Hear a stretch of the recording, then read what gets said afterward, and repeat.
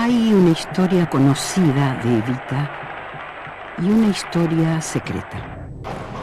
Una historia de odio y profanación que comenzó después de su muerte y se mantuvo oculta durante más de 40 años.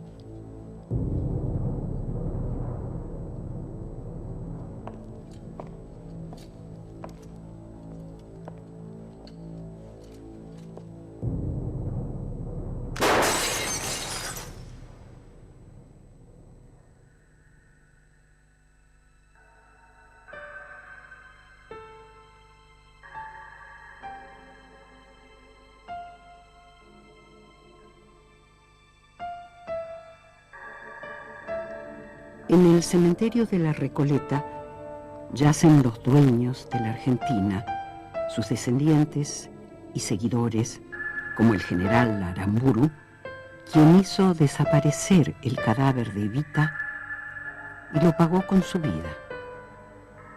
Y allí, a pocos pasos, entre los aristócratas que tanto la despreciaron, está esa mujer, María Eva Duarte, la actriz que el presidente Perón convirtió en primera dama. Su cuerpo, oculto a 8 metros de profundidad, guarda las claves de su propio misterio. Me parece mentira volver a estar en este salón donde esa mujer maravillosa que fue Eva Perón recibía a tantos necesitados, agremiales, a tanta gente humilde, legiones de personas que venían hacia ella para conocerla y para decirle sus necesidades, a las que ella acudía siempre en una forma tan integral como fue toda su fundación por ella creada. Yo la conocí justamente en uno de los hogares de tránsito que ella instituyó, que fue uno de los tantos establecimientos, miles diríamos, que formaron la Fundación Eva Perón. Emprende la fundación con un arrojo y con una sensibilidad a su vez desbordante, y le falta tiempo para hacer tanto como ella hubiera querido hacer. Mucho es lo que hizo. Dejó en el país más de 35 policlínicos que todavía subsisten, 450 o más escuelas que después donó a la Ministerio de Educación. Hizo hogares de ancianos, 5 en toda la República, 5 hogares de niños. Hizo la ciudad infantil, que era un modelo. Esa era el enorme amor a los humildes que tenía y el sentido de igualdad con el ser humano. Eso la movió a darle lo mejor al más desposeído, a besarse con la gente enferma, sucia. Para mí, perdón, el que no piensa igual, era una santa. Para la oligarquía, en cambio, era una prostituta. Las 500 familias atacaban al peronismo porque les había cambiado el rostro de la vieja república pastoril, subordinada al imperio británico, que siempre habían gobernado con el fraude electoral y los golpes militares. Los señores feudales, los viejos políticos y un sector del ejército odiaban a Perón y a su mujer por haber creado un Estado benefactor, pero mucho más aún por haber lanzado a las masas a la calle, por haber incorporado a los obreros y a las mujeres a la escena política. Y esa confrontación alcanzó su punto máximo cuando la CGT y el Partido Peronista Femenino propusieron la candidatura de Evita a la vicepresidencia de la Nación. Nosotros teníamos noticias que la candidatura Perón-Perón iba a tener sus dificultades y que no iba a decidir era Evita. Entonces que se iba a hacer una gran concentración reclamándole para que aceptara.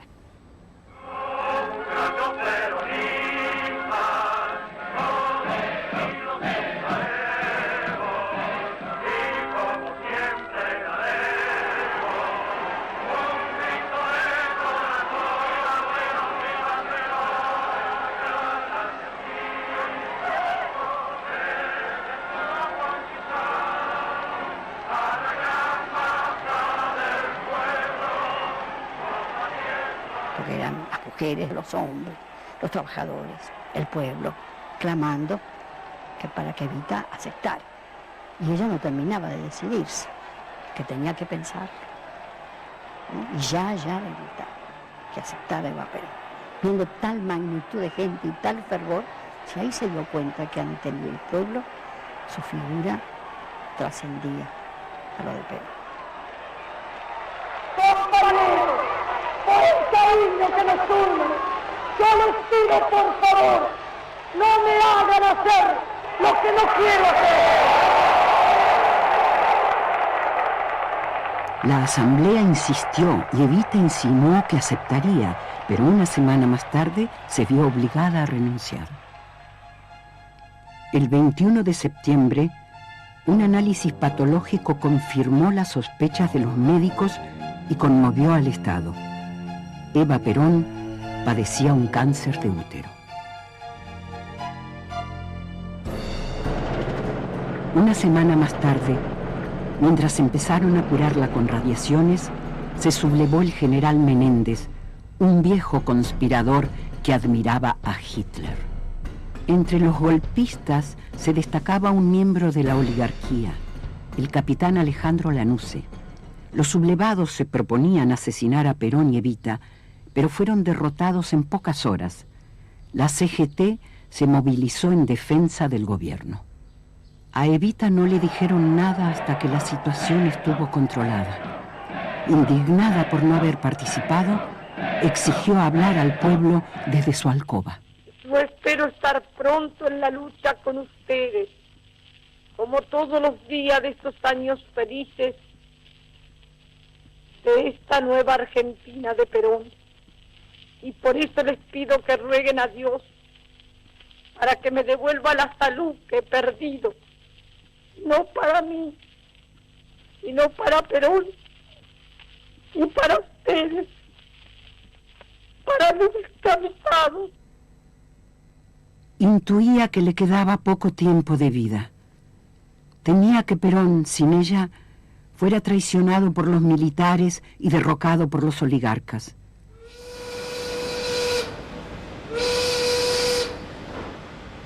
Entonces llamó a sus amigos de la CGT y les propuso una idea temeraria. Debían formar milicias obreras. Ella proporcionaría las armas que le había vendido su amigo, el príncipe Bernardo de Holanda. Había ya una primera partida de 5.000 pistolas y 1.500 ametralladoras. El 17 de octubre saltó de la cama y fue a la Plaza de Mayo a exigir que el pueblo se organizara contra nuevas conspiraciones.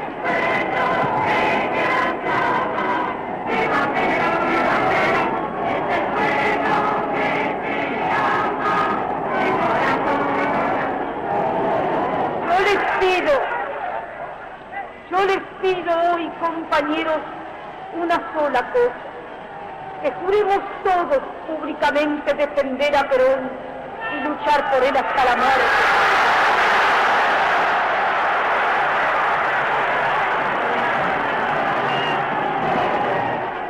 Y nuestro juramento será gritar durante 1 minuto para que nuestro grito llegue hasta el último rincón del mundo: la vida por Perón.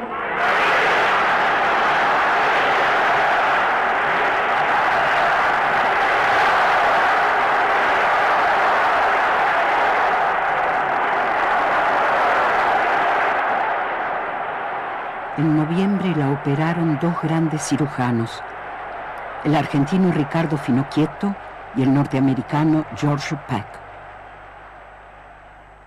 La operación parecía un éxito. Extraordinaria expectación suscita la noticia de la enfermedad que aqueja a la señora Eva Perón. El pueblo se renueva constantemente frente al policlínico Presidente Perón, donde se asiste. Pero en los barrios ricos no se rezaba por su salud.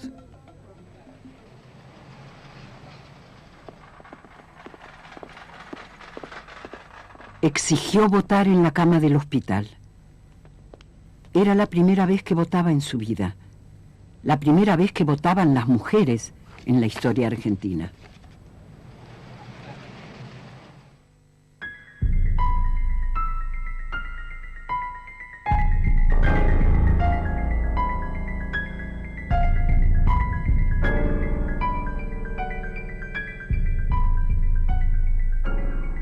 El éxito de la operación se desvaneció muy rápido. En febrero, los médicos la desahuciaron. Moribunda siguió trabajando en su residencia y el 1 de mayo regresó a la plaza. Estaba por cumplir 33 años y pesaba 37 kilos. Pese a su extrema debilidad, pronunció su último discurso, el más violento de su vida. ¡Yo les pido a Dios que no me permita que triste foto levantar la mano contra Perón, porque no hay despedida, no hay despedida. Ese día mi mujer, yo saldré con la mujer del pueblo, yo saldré con la defensa de la patria, muerta viva, para no dejar a quien viva, dijo, pero peronista.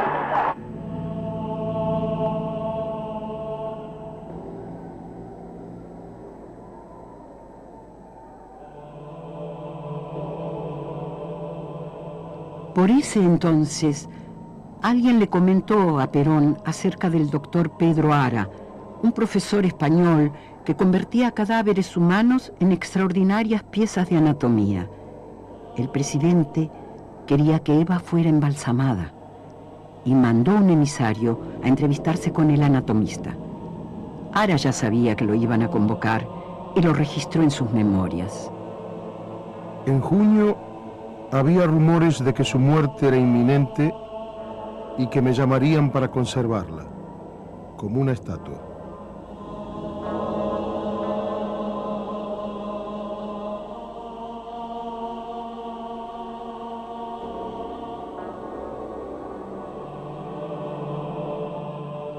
El 4 de junio, Evita dejó su lecho de enferma para acompañar a Perón, que asumía su segunda presidencia.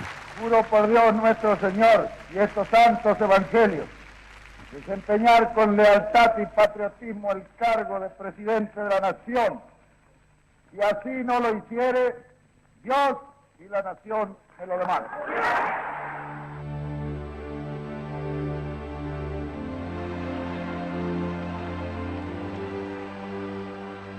Fue el adiós a esas calles que la vieron llegar de la provincia.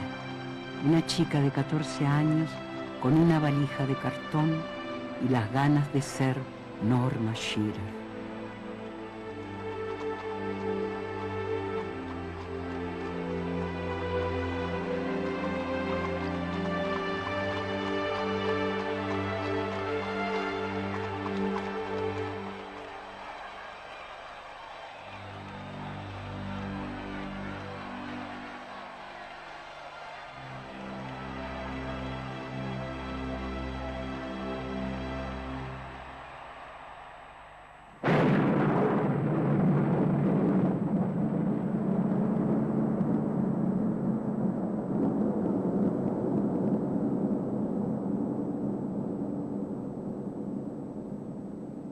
Cumple la Subsecretaría de Informaciones de la Presidencia de la Nación el penosísimo deber de informar al pueblo de la República que a las 20:25 horas ha fallecido la señora Eva Perón, jefa espiritual de la nación.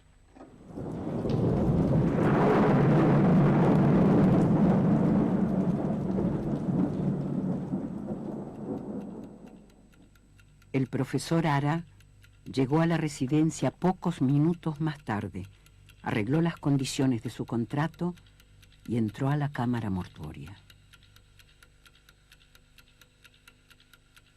Ante nosotros yacía la mujer más amada y más odiada de su tiempo. Había luchado fieramente contra los grandes y cayó derrotada por lo infinitamente pequeño.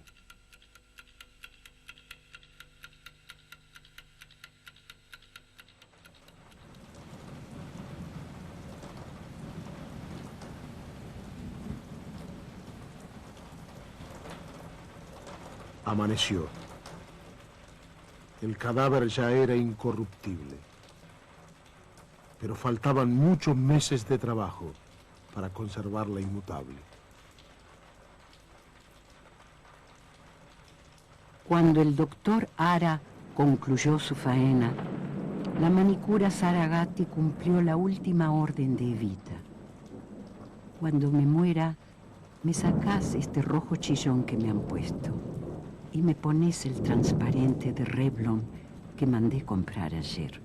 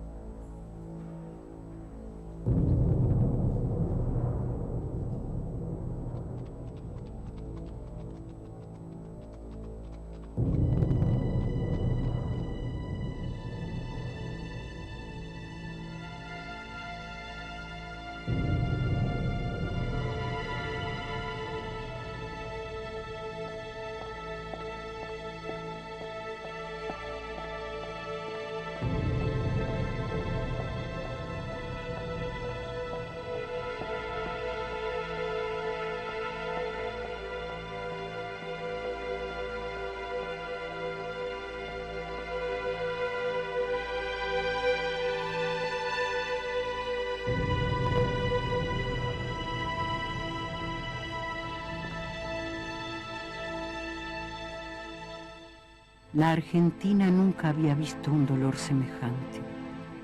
El cuerpo incorruptible fue velado durante 16 días bajo una lluvia helada y persistente. 2 millones de fieles la despidieron en las calles. Sus descamisados formaron colas de 4 kilómetros para verla. El frío, la lluvia, los largos plantones provocaron 4 muertes y cientos de desmayos. 500.000 de bocas besaron su ataúd.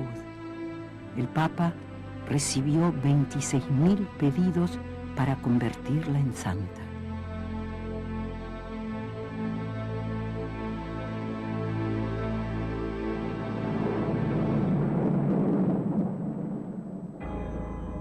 Mientras el mundo entero se asomaba a esos funerales sin parangón en la historia, el doctor Ara libraba una guerra secreta. Algunos personajes abrieron el féretro 2 veces para desempañar el cristal de la tapa, poniendo en peligro la estética de la conservación.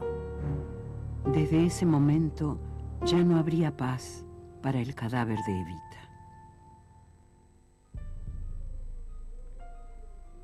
Tuve que armar mi laboratorio en el 2º piso de la CGT. Yo no quería, porque era un centro de lucha social que podía dar lugar a disturbios, pero el presidente no me dio alternativas. Evita debía descansar en la CGT hasta que se construyera el monumento al descamisado, una obra faraónica, 3 veces más alta que la Estatua de la Libertad.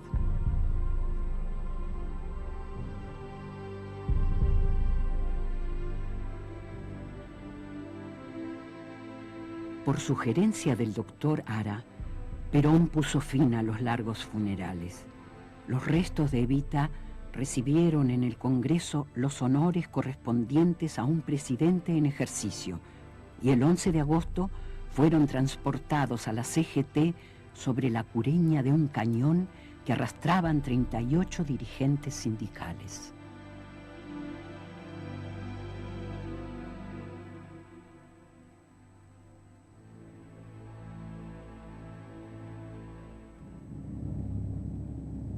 Después del responso, el féretro ingresó a un área prohibida. Al día siguiente, el anatomista comenzó la delicada obra que llevó largos meses y costó $100.000. Cada paso fue anotado en su diario. 12 de agosto. Tengo todos los reactivos. Le vendo uno por uno los dedos e impregno el vendaje con la mezcla de tricloretileno. 13 de agosto. Baño con acetato y nitrato. Me aseguro que la cabeza y las manos estén sumergidas. 14 de agosto. Revisión y movimiento del cadáver. 15 de agosto. Descubro el cadáver y le saco las almohadillas de los párpados. 26 de agosto. Al cumplirse el primer mes, hay una marcha de antorchas. Temo un desastre. Una brasa arrastrada por el viento puede encender los reactivos y destruir el cadáver.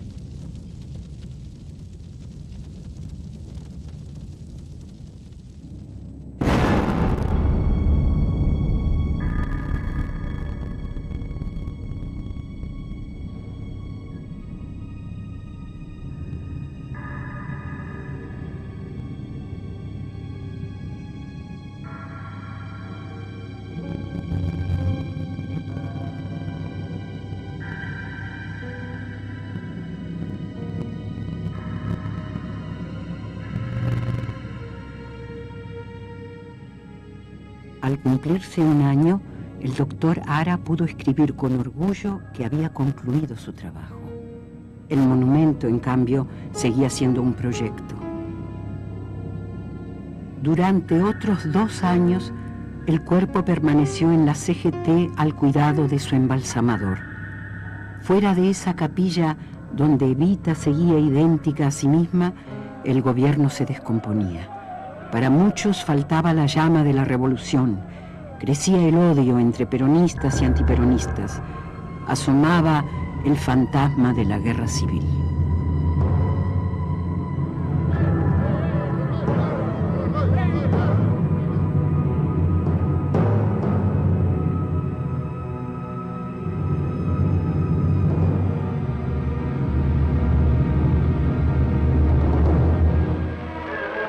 De junio de 1955. Pasado el mediodía, inesperadamente la silueta de un avión se recorta sobre el cielo.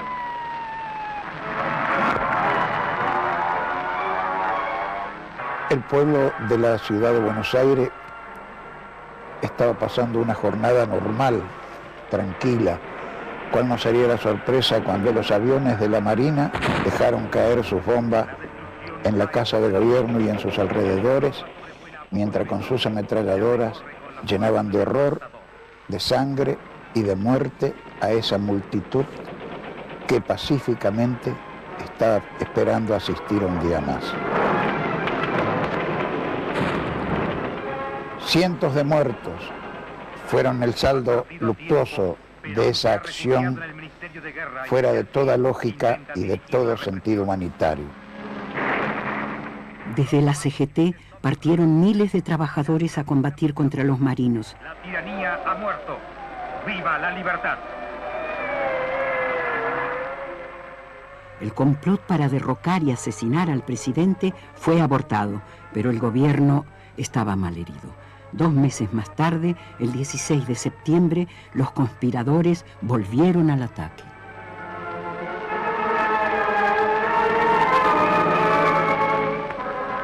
¿Qué falta hubiera hecho Evita? Si Evita hubiera estado, no hubiera habido 16 de septiembre, porque no dudo, conociéndola como la conocía y sabiendo cuál era su pensamiento, que hubiera fusilado sin ninguna misericordia a quienes habían cometido tamaño crimen de lesa patria y de lesa humanidad. En septiembre, el régimen se derrumbó. Mientras los antiperonistas comenzaban a festejar, Ara corrió a la residencia a preguntarle a Perón qué debía hacer con el cadáver. El presidente saliente le mandó decir que esperase su llamado. Esa llamada se demoraría 16 años. Unas horas más tarde, Perón se refugió en un barco de guerra paraguayo y el 2 de octubre de 1955 marchó a un largo exilio. Ante la salida de su yerno, la madre de Evita, desesperada, le rogó al doctor Ara que tomara las precauciones necesarias para poner el cuerpo a resguardo de un posible ataque. Ara sintió que era una carga demasiado pesada para él, pero igual se quedó en la CGT esperando a los nuevos amos del poder.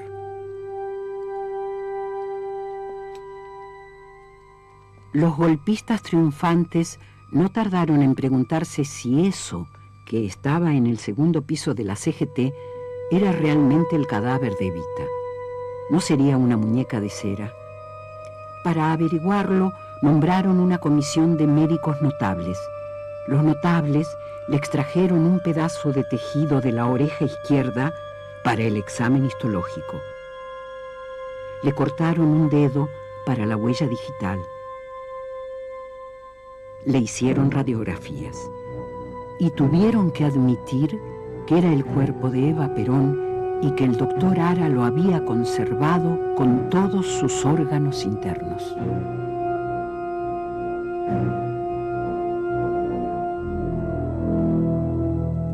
Esa comprobación los llenó de pánico. Los peronistas podían robarse el cadáver y usarlo como una tea para incendiar el país.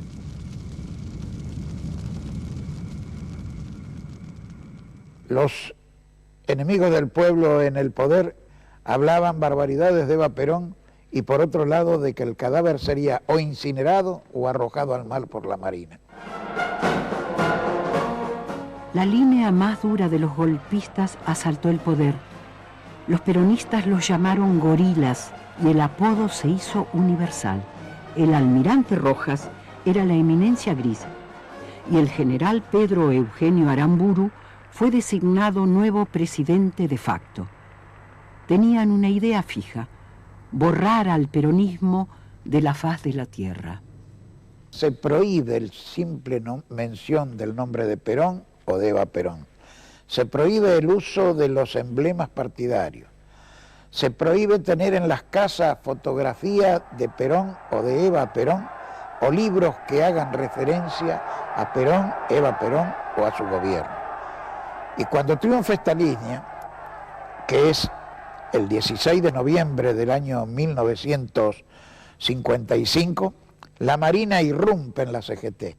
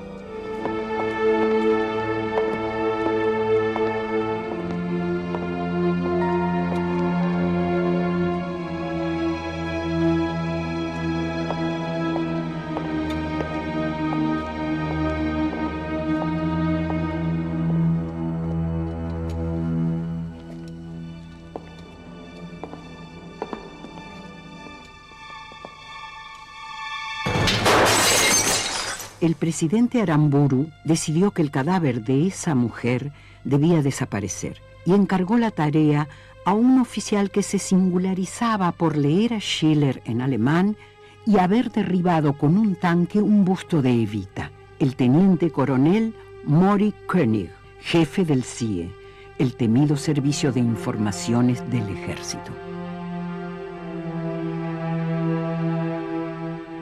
Ara no pudo entrar al laboratorio hasta que lo citó Mori König para un supuesto traspaso del cadáver. Metieron el cuerpo en el ataúd original, pero el militar no soldó la tapa como quería el médico. Tampoco le dio ningún recibo. El profesor se fue con los peores presentimientos.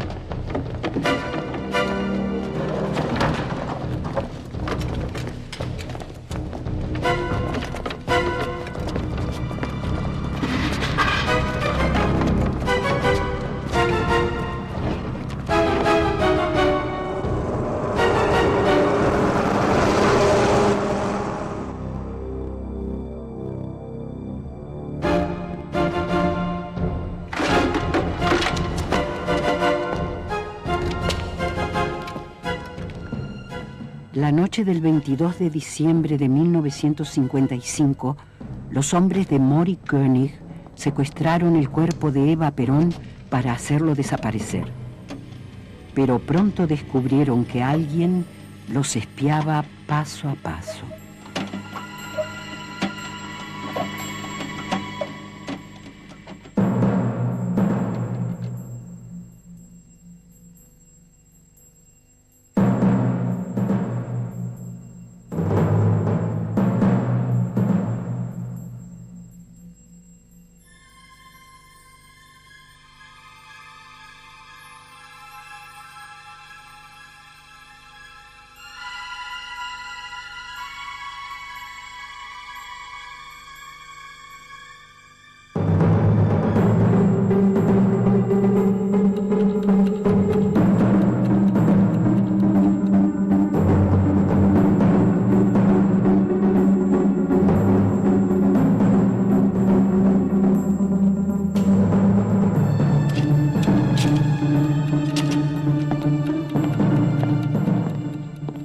La naciente resistencia peronista identificó a Mori König y no tardó en atentar contra su casa.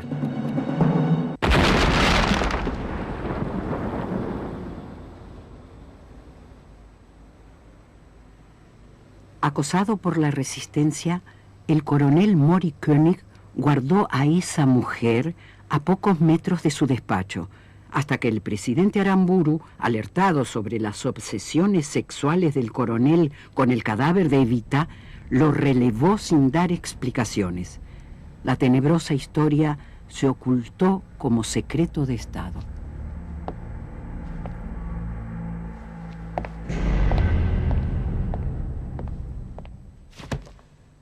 El nuevo dueño del secreto pasó a ser el teniente coronel Héctor Eduardo Cabanillas, un duro que había atentado contra Perón en sus exilios de Paraguay y Venezuela.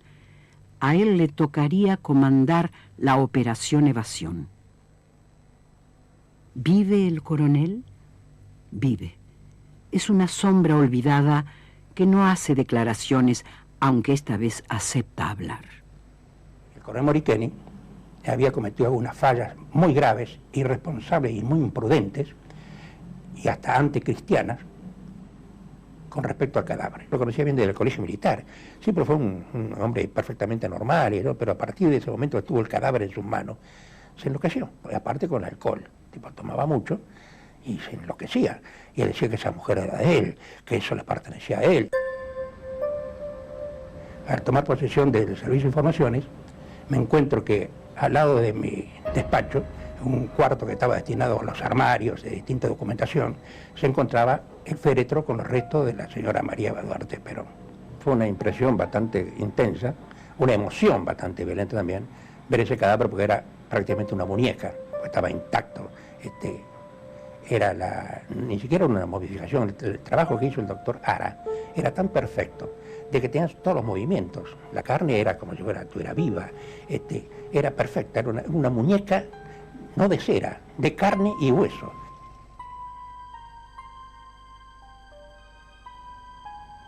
Yo me levantaba muy temprano, pues tenía que dar cuenta al ministro de las actividades, y me encontraba que frente a la puerta donde estaban los restos de esta señora había velas encendidas y flores, lo que era una señal evidente de que ya había gente que conocía perfectamente bien de que el cadáver estaba ahí.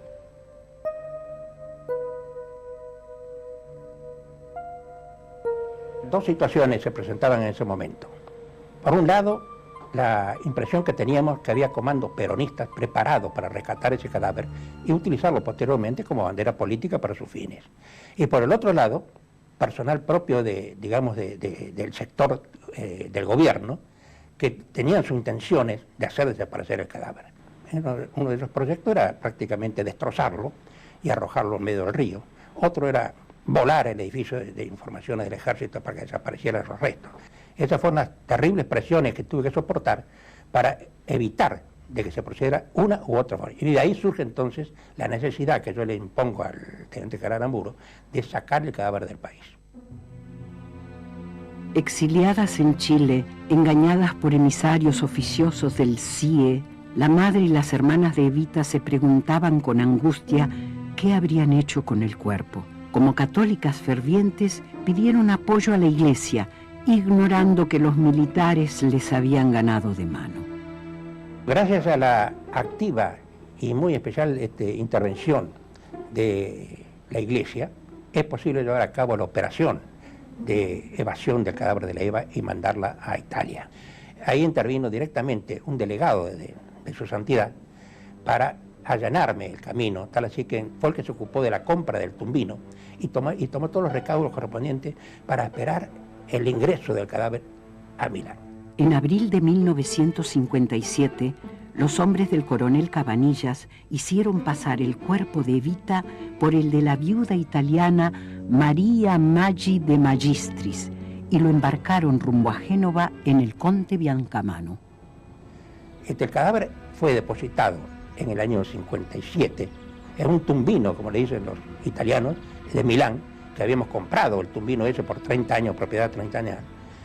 Y nunca más se habló de ese problema. Nosotros jamás hicimos eco ni comentario. Ni siquiera el teniente general Aramburu tenía conocimiento de dónde estaba el cadáver de la Eva.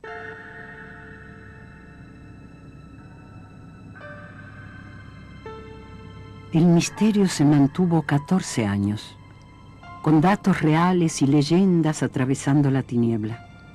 La enterré de pie como un macho, le confesó Mori Koenig a un periodista. Nunca salió de la Argentina, le dijo alguien a la familia de Evita. Otros escribieron sobre réplicas de cera, ataúdes enviados a distintos países y hasta un entierro en los jardines de la Embajada Argentina en Bonn. Para la Argentina fueron 14 años de soledad, con dictaduras militares fuertes y gobiernos civiles débiles, con la mitad del país proscrito, reclamando los derechos perdidos y el cadáver de Eva Perón.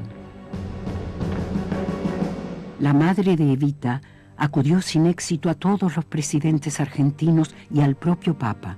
Murió en febrero de 1971 sin recuperar el cuerpo de su hija. Perón envejeció en su exilio de Madrid, acompañado por su nueva esposa, Isabel, alentando y tratando de conducir a una juventud revolucionaria.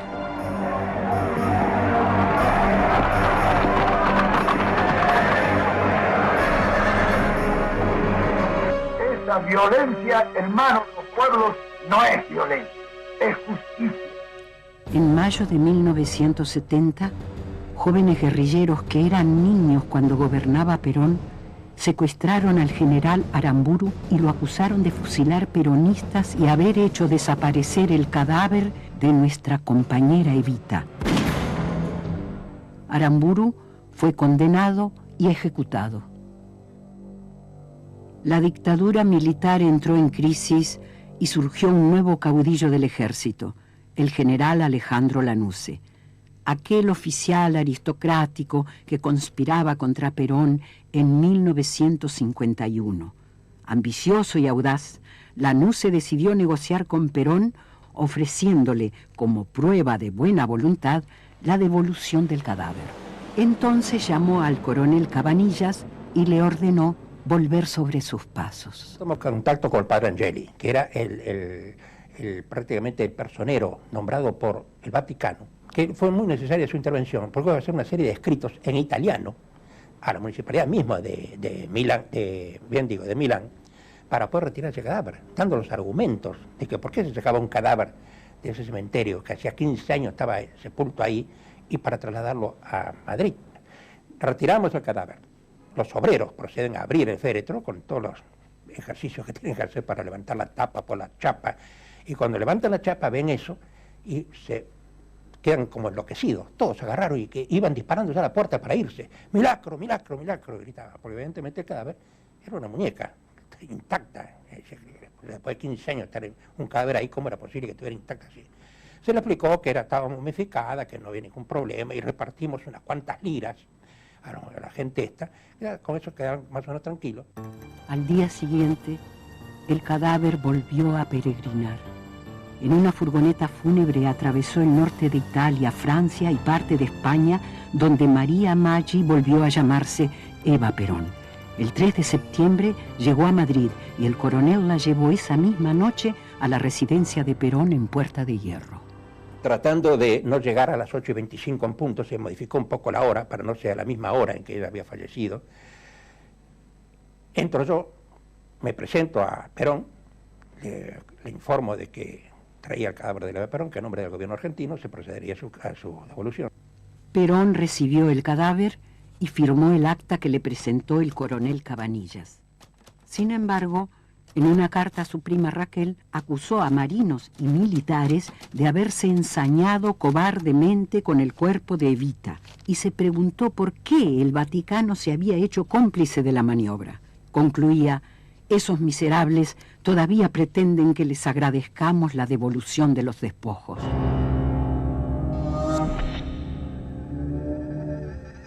En Buenos Aires hizo filtrar la versión de la profanación, pero solo eran trascendidos. El viejo líder eludió una denuncia formal. El doctor Ara recibió en Madrid el llamado de Perón, que lo convocó a examinar la momia y a dar su veredicto sobre el estado en que la habían devuelto.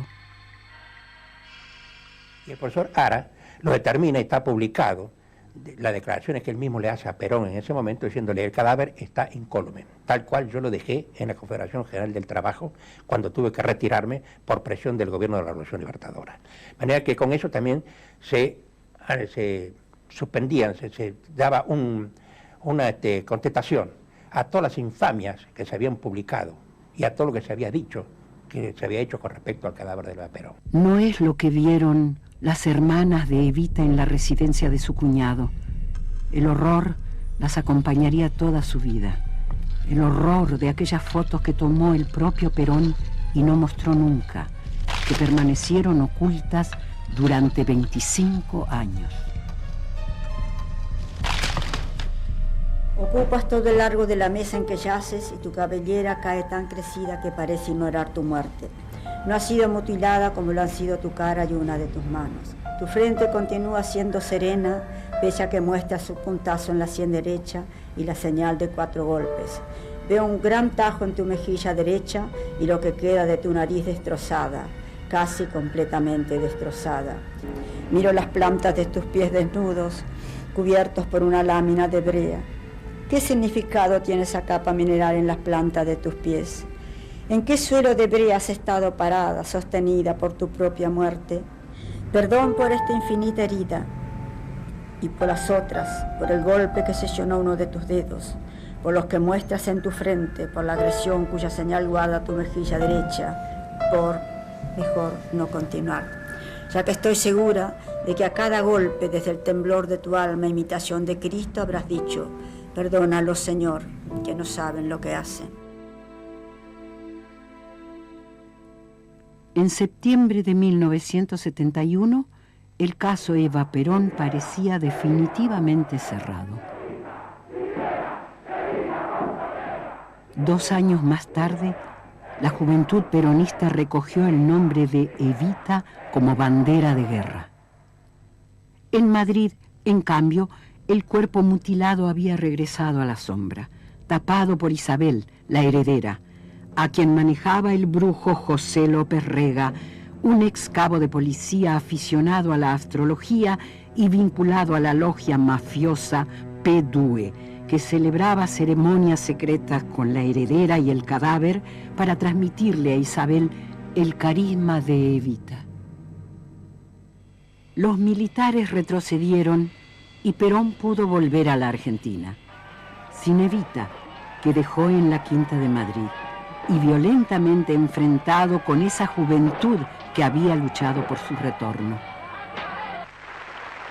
Fue elegido para un tercer período y esta vez logró que su mujer fuera vicepresidente, solo que era muy tarde para él. Había llegado gravemente enfermo y murió a los 10 meses de asumir el gobierno. Lo sucedió formalmente su viuda, pero el poder estaba en las manos de López Rega, que mandó asesinar a centenares de activistas.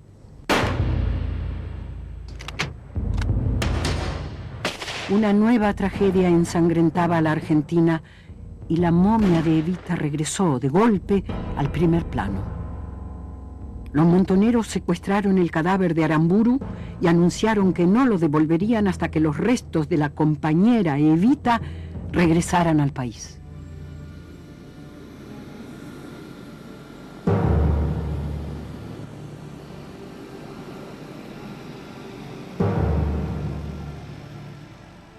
López Rega se vio obligado a traerla de Madrid, vigilada por sus pistoleros, y los montoneros devolvieron el cadáver de Aramburu. Isabel y el brujo abandonaron la táctica del ocultamiento y decidieron exhibir a Evita junto al féretro de Perón en la cripta fúnebre de la residencia presidencial.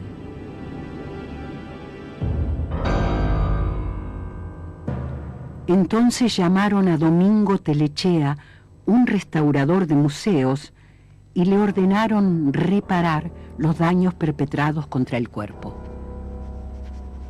Las hay desde pequeñas lesiones superficiales hasta de bastante profundidad, inclusive importando algunos músculos importantes, huesos en algunos casos, a pesar de que, como se sabe, un cadáver momificado es un material sumamente duro, mucho más resistente que el cuerpo humano en vida.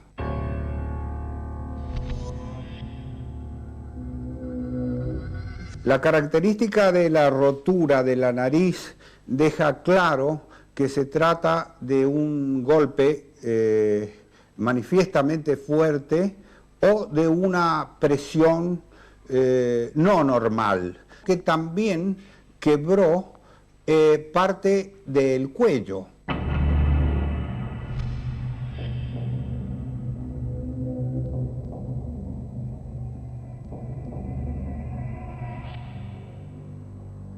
En 1976, una nueva dictadura militar reemplazó el caos de Isabel por el terror absoluto. 30.000 argentinos desaparecieron para siempre en los abismos marinos o en las tumbas sin nombre. Pero esta vez los militares no necesitaban el cadáver de Evita y encontraron la forma legal de ocultarlo. Finalmente, después de los agravios a los que fue sometido, del ultraje y del dolor de tantos años de estar sin saber dónde estaba, la Junta Militar decidió en el año 76 entregarla nuevamente a la familia. Y bueno, Eva llegó así, acá, a estar en la bóveda de su familia, acá en La Recoleta, bajo estrictas normas de seguridad que también el gobierno militar exigió y a las cuales cumplimos ordenadamente, por miedo también, miedo a que nuevamente desapareciera.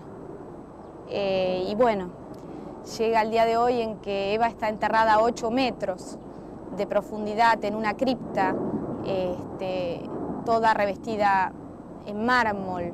La idea quizás fue que enterrándola de esta manera, en el silencio, en la oscuridad de casi la noche, en el silencio y la falta de difusión para que la gente nunca supiera cómo había sido este episodio, quizás se creía que así Eva iba a quedar enterrada definitivamente, que iba a ser olvidada, pero la gente no olvida. No quiero nada para mí. Mi gloria es y será siempre el escudo de Perón y la bandera de mi pueblo. Y aunque dicen el camino girones de mi vida, yo sé que